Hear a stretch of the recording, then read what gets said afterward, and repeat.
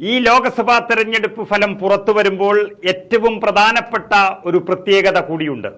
ബി.ജെ.പിക്ക് ഒരു സീറ്റ് ലഭിച്ചു കഴിഞ്ഞു എന്നുള്ളതാണ്.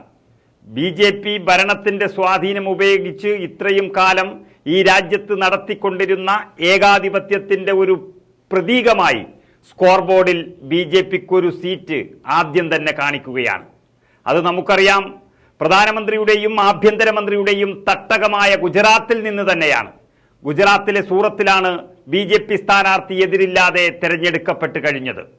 എതിരില്ലാതെ എന്ന് പറയുന്നതിനേക്കാളും എതിരാളികളെ ഇല്ലാതാക്കി എന്ന് പറയുന്നതായിരിക്കും ശരി.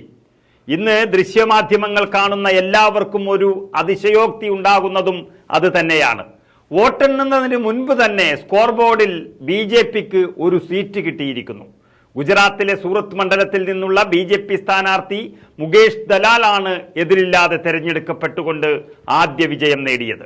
കോൺഗ്രസ് സ്ഥാനാർത്ഥി നിലേഷ് കുംഭാനിയുടെ നാമനിർദ്ദേശ പത്രിക തള്ളുകയും മറ്റെല്ലാ സ്ഥാനാർത്ഥികളും മത്സരത്തിൽ നിന്ന് പിന്മാറുകയും ചെയ്തതിനെ തുടർന്നാണ് ഈ സംഭവ വികാസം ഉണ്ടായത്.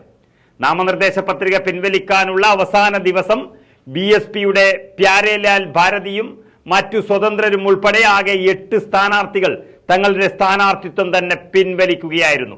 അങ്ങനെ പിൻവലിക്കാൻ അവർക്കുണ്ടായിരുന്ന മാനസിക സമ്മർദ്ദം എത്രത്തോളം ഉണ്ടാകുമെന്ന് നമുക്ക് ഊഹിക്കാവുന്നതേയുള്ളൂ.